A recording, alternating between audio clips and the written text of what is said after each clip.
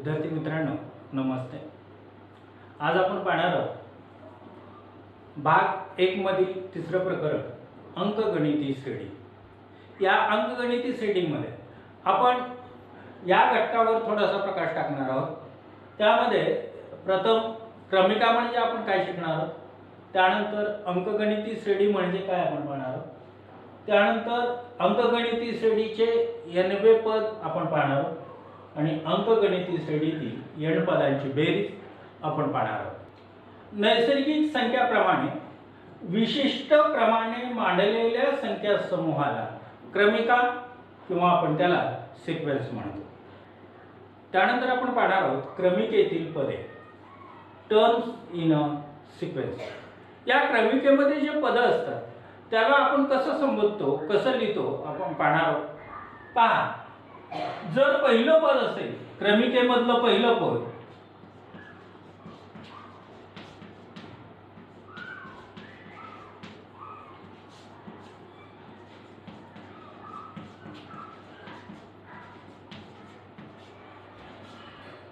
त्याला आपण T1 ने दर्शवतो। पहिलं पद म्हणजे टर्म, त्यातलं पहिलं अक्षर आद्य अक्षर आपण टी घेतो आणि एक हा कितवं पद आहे हे दर्शवतो। T1 म्हणजे पहिले पद असा त्याचा अर्थ। याप्रमाणे जर आपलं दुसरं पद म्हणत असो, दुसरं पद कशाने दर्शवता येईल पहा, T2। तिसरे पद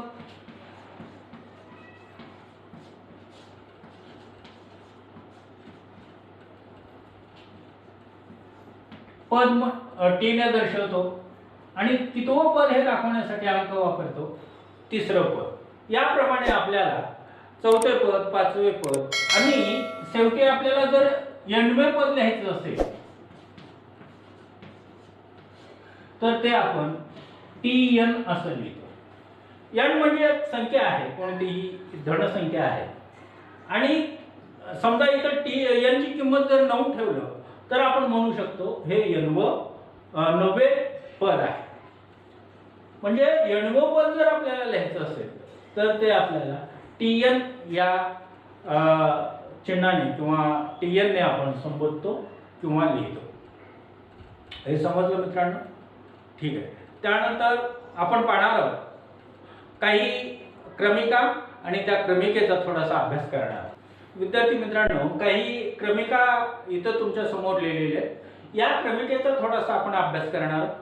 पहा, इथं पहिली क्रमिका आहे। पहिल्या क्रमिकेमध्ये काही अंक आपल्याला लिहिलेले दिसतात। त्यामध्ये पहिला अंक आहे 1, दुसरा आहे 4, तिसरा आहे 7, चौथा आहे 10 आणि पाचवा आहे 13, याप्रमाणे पुढे। आता मला तुम्ही या क्रमिकेचं थोडंसं निरीक्षण करा आणि निरीक्षण करून सांगता येईल का मला या 13च्या नंतरचा अंक कोणता असेल? तर थोडंसं निरीक्षण केल्यानंतर आपल्याला दिसून येईल की प्रत्येक पुढचा अंक हा 3 मिळवून आलेला आहे। पहा, 1 मध्ये 3 मिळवला की 4 येतं, 4 मध्ये 3 मिळवला 7 येतं, 7 मध्ये 3 मिळवला 10, 10 मध्ये 3 मिळवला 13। आता त्यानंतरचा अंक 3 मिळवून येणार आहे, म्हणजे 13 मध्ये जर आपण 3 हा अंक मिळवला, 13 अधिक 3 म्हणजे यानंतरचा अंक असणार आहे 16। पहा, त्या अगोदर आपण असं पाहणार आहोत, पहिला या क्रमिकेची आपण चर्चा करतो। या क्रमिकेमध्ये जे अंक आहेत, पहिलं पद आहे 1, दुसरं पद आहे 4, तिसरं पद 7 आहे, चौथं पद आहे 10, पाचवं पद आहे 13, याप्रमाणे। या क्रमिकेमधलं एक वैशिष्ट्य असं आहे, पहा, सलगचे 2 जर पद आपण घेतले, याला आपण T1 म्हणतो, याला T2 म्हणतो, याला T3 म्हणतो, T4 म्हणतो, T5 म्हणतो। सलगचे कोणतेही 2 पद घ्यायची आणि त्यांच्यातला फरक म्हणजे वजाबाकी आपल्याला घ्यायची आहे। पहा, इथं सलग 2 पदांची वजाबाकी घ्यायची। 4 मधून 1 गेला, फरक म्हणजे वजाबाकी, 4 मधून 1 गेला 3 येईल। इथं या 2 पदांचा फरक घेऊया। 7 मधून 4 गेला 3 येईल. या दोन पदांची फरक घेऊया. 10 मधून 7 गेला 3 येईल. यांची वजाबाकी घेऊ म्हणजे फरक घेऊया. 13 मधून 10 गेला 3 येईल. इथं तुम्हाला असं दिसून येईल हे सर्व अंक असे आहेत, या सलग दोन पदांमधला फरक किंवा वजाबाकी म्हणू आपण त्याला, फरक हा समान आहे, सारखा आहे. आणि हा फरक सलग दोन पदांमधील जो फरक आहे तो फरक जर सारखा येत असेल तर अशा क्रमिकेला अंकगणिती श्रेणी म्हणतात. पहा, हे उदाहरण क्रमिकेचं आहे. तसंच या सलग दोन पदांमधील फरक सारखा आला 3 3 3 3 म्हणजे ही क्रमिका अंकगणिती श्रेणी आहे. आता आपण दुसऱ्या उदाहरणाविषयी विचार करूया. दुसरं उदाहरण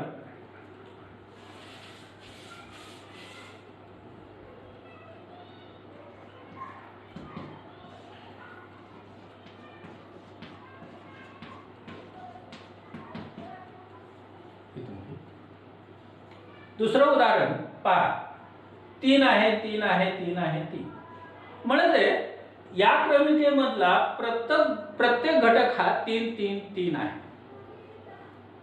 या क्रमिकेमध्ये पहिलं पद आहे 3, याला T1 म्हणूया आपण. दुसरं पद आहे T2, हेही 3 आहे. T3 हेही 3 आहे. T4 हेही 3 आहे. आता सलग दोन पदांमधील फरक आपण घेणार आहोत. फरक म्हणजे वजाबाकी. पहा, 3 मधून 3 गेले 0, 3 मधून 3 गेले 0, 3 मधून 3 गेले 0 म्हणजे सलग दोन पदांमधील फरक हा समान आहे. आणि फरक जर समान येत असेल तर म्हणून दिलेली जी क्रमिका आहे ही क्रमिका अंकगणिती श्रेणी आहे. ठीक आहे. आता आपण तिसऱ्या उदाहरणाविषयी विचार करूया. तिसरं उदाहरण आपल्या समोर इथे लिहिलेलं आहे. इथं T1 कोणतं मित्रांनो? T1 आहे 4, T2 आहे 16, T3 आहे 64. याप्रमाणे या संख्या लिहिलेल्या आहेत. पहा, इथं सलग दोन संख्यातील फरक आपण घेणार आहोत. सलग दोन पदातील फरक 16 मधून 4 गेले, इथं येईल 12. त्यानंतर 64 मधून 16 गेले 48. पहा, या पहिल्या दोन संख्यातील फरक आलेला 12, दुसऱ्या दोन संख्येतील फरक आलेला 48. म्हणजे या संख्येतील म्हणजे या क्रमिकेतील या संख्येतील फरक जो आहे तो फरक स्थिर नाही, सारखा नाही. इकडे 12 आहे तर इकडे 48 आहे. म्हणजे ही अंकगणिती श्रेणी नाही असं आपण म्हणू शकतो. आणि हा जो सामान्य फरक आहे, हा जो फरक आहे तो फरक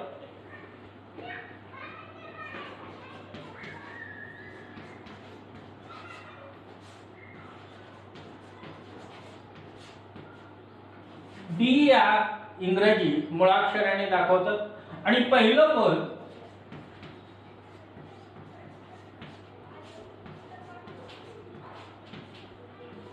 A ने दर्शवतात. पहिलं पद असेल तर आपण T1 किंवा A ने दर्शवतो आणि सलग दोन संख्येमध्ये सलग दोन पदांमधील जो फरक आहे तो फरक आपण D या इंग्रजी मुळाक्षराने दर्शवतो. आपण अंकगणिती श्रेणी म्हणजे काय पाहिलं. जर सामान्य फरक D हा समान येत असेल तर अशा क्रमिकेला आपण अंकगणिती श्रेणी म्हणतो.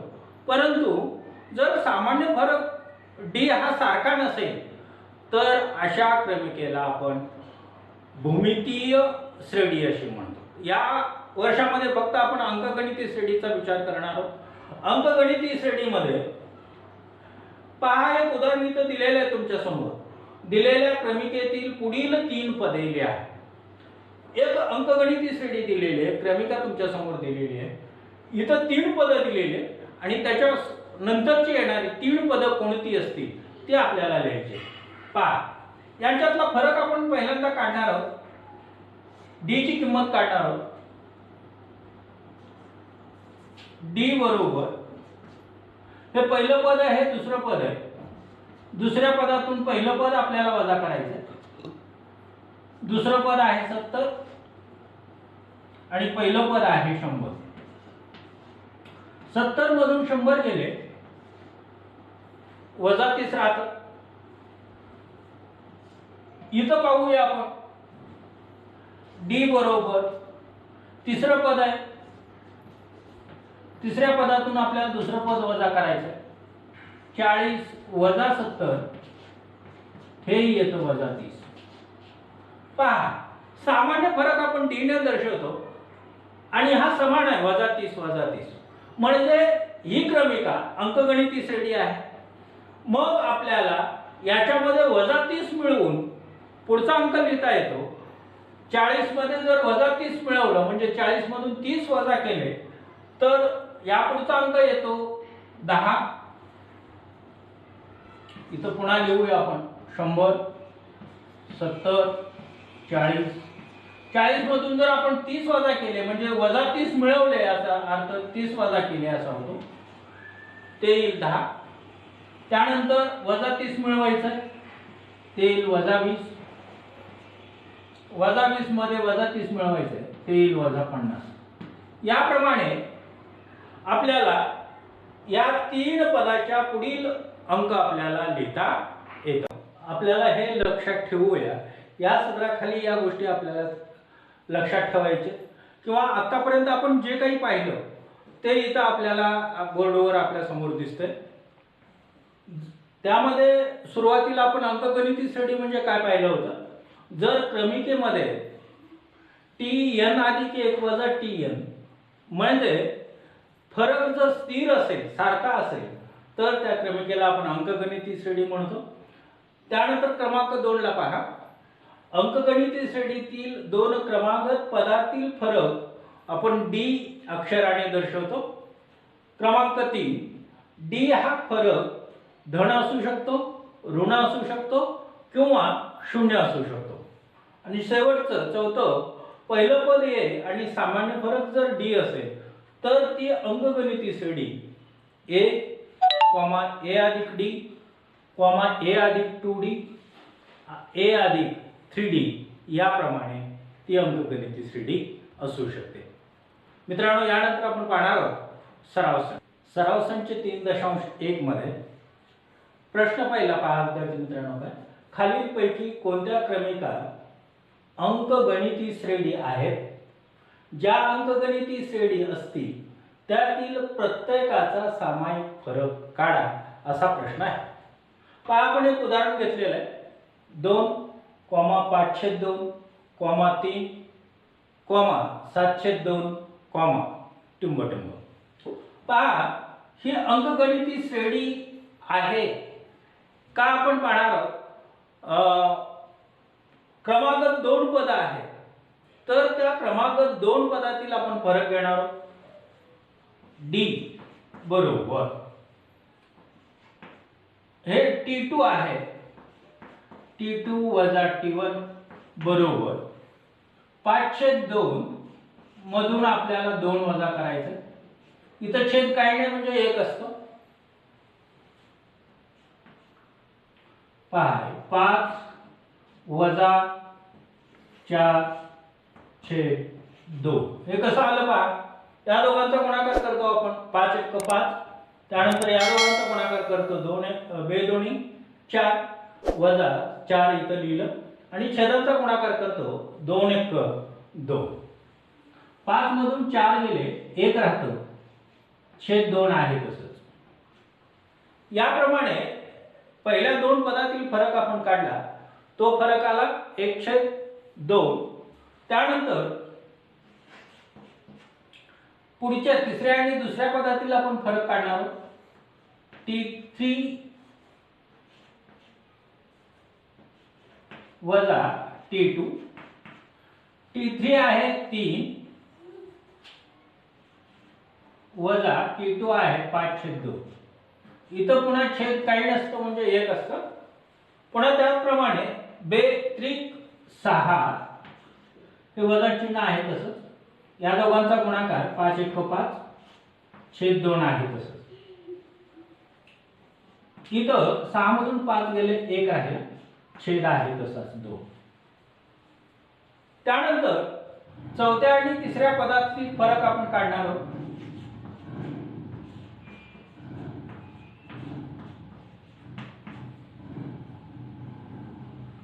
चौथं पद आहे 7/2 वजा तिसरं पद आहे 3. पुन्हा इथं छेद काढणे म्हणजे 1 असतं. नेहमीच्या पद्धतीने आपण वजाबाकी करणार आहोत. या दोघांचा गुणाकार करणार आहोत 7 1 7. पुन्हा या दोघांचा गुणाकार बेत्रिक 6 वजा 6 छेद 2 बरोबर 7 मधून 6 गेले 1 छेद 2. पहा d ची किंमत प्रत्येक वेळेस 1/2 1/2 1/2 याप्रमाणे आली म्हणजे d हा स्थिर आहे. याचा अर्थ असा ही श्रेणी अंकगणिती श्रेणी आहे.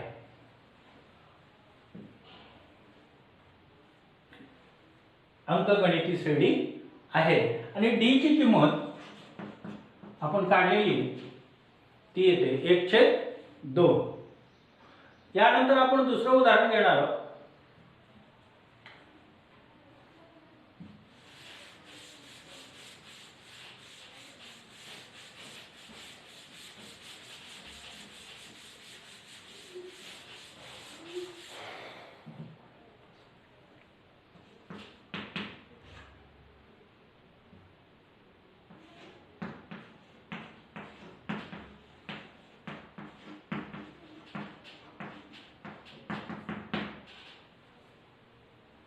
पहा दुसरं उदाहरण आपण घेणार आहोत.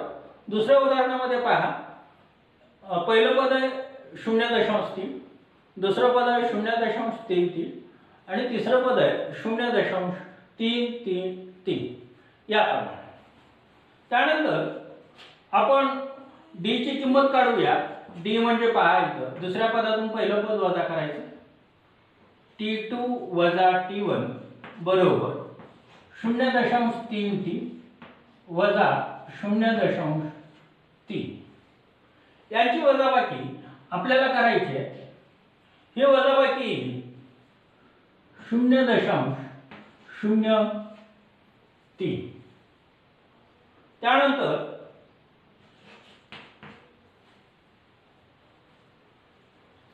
या दोन्हीतील फरक आपल्याला काढायचा आहे म्हणजे t3 वजा t2 0.333 वजा 0.33. ही वजाबाकी आपल्याला करायची आहे. ही वजाबाकी काय येईल पहा 0.003.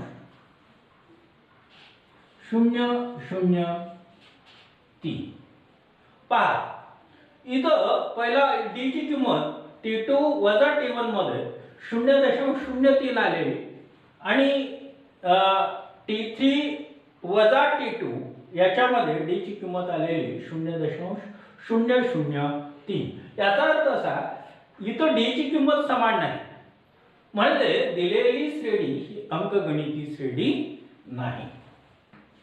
अंकगणिती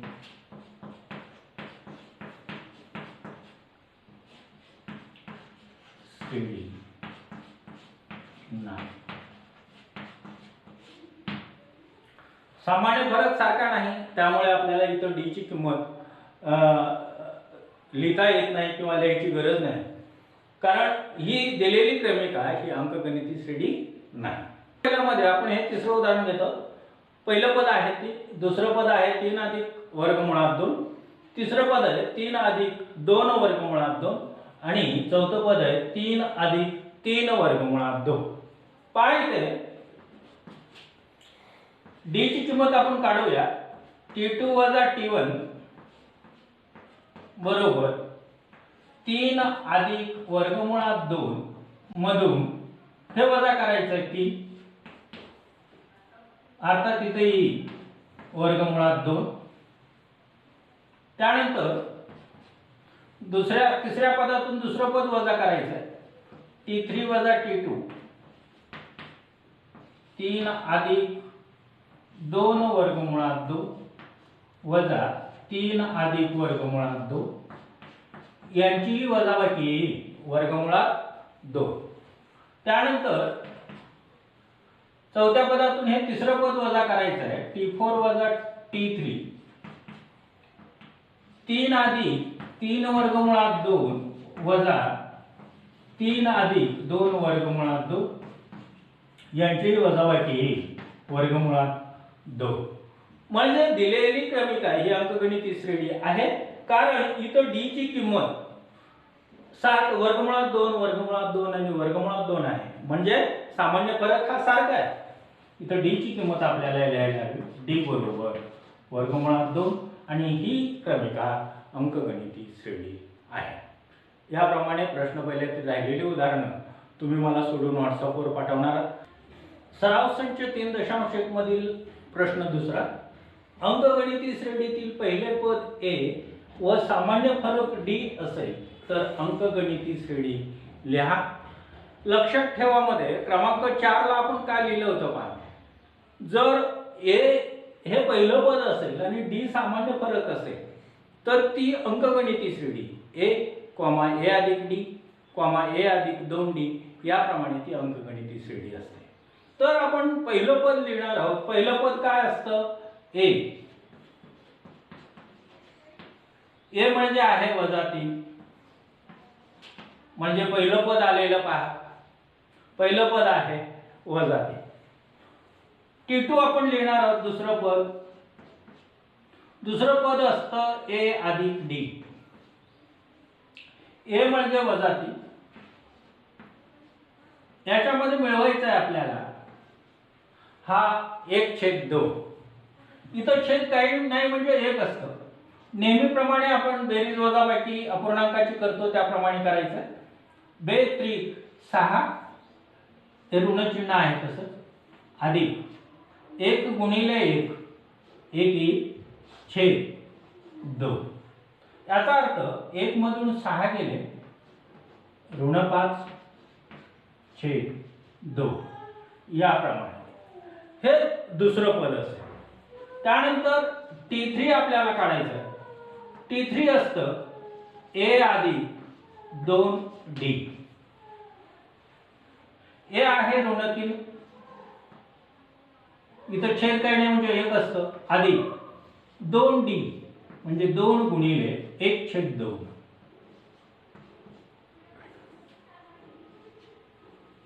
2 गुणिले 1/2. इथं पहा हा 2 आणि हा 2 भाग जाईल. बेक बे बेक बे. इथं राहिला वजा 3 अधिक 1. याचा अर्थ 1 मधून 3 गेला वजा 2. याप्रमाणे आपल्याला ही अंकगणिती श्रेणी लिहिता येईल. ऋण 3 ऋण 5/2 ऋण 2 याप्रमाणे ही अंकगणिती श्रेणी आपल्याला लिहिता येते. एक उदाहरण आपण घ्यायला लागलो तर दुसरं उदाहरण आपण घेत आहोत. ते a ची किंमत आहे ऋण 1/25. सॉरी a ची किंमत आहे ऋण 1.25 आणि d ची किंमत आहे 3. पहिलं पद म्हणजे a.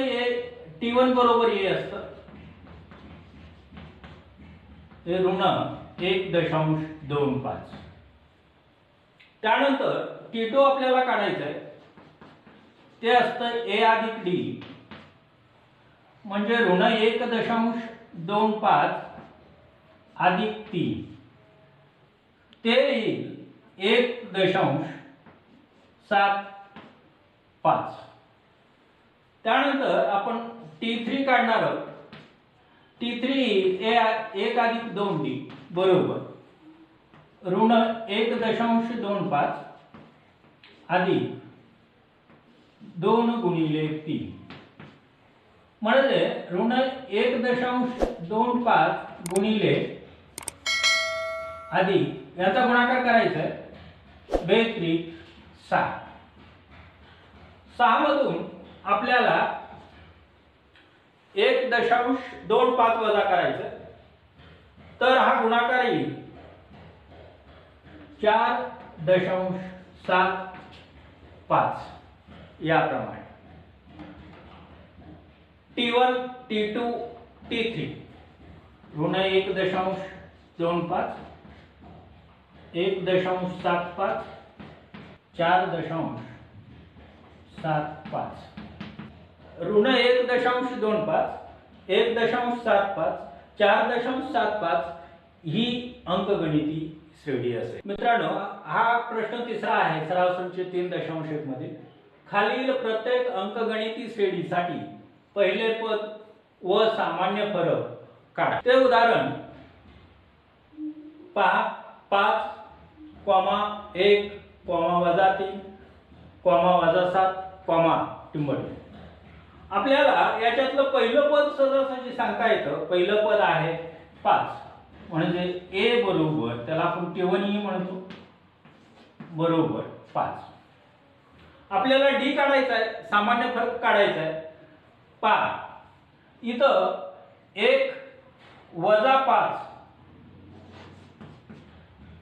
1 - 5, 1 मधून 5 गेले -4 येतं, म्हणजे इथं d बरोबर आहे -4. त्या दिलेल्या अंकगणिती श्रेणी आहेत, त्यामुळे प्रत्येक दोन क्रमागत पदाचं पाहण्याची काही आवश्यकता नाही, कारण देताना त्यांनी काय दिलेलं आपल्याला अंकगणिती श्रेणी आहे. पहा 1 मधून जर 5 वजा केलं तर -4 येतं, म्हणजे d ची किंमत -4 येते आणि पहिलं पद आहे 5. याप्रमाणे राहिलेली उदाहरणं तुम्ही सोडवणार आहात आणि मला व्हॉट्सअपवर ही सोडवलेली उदाहरणं पाठवणार आहात. धन्यवाद.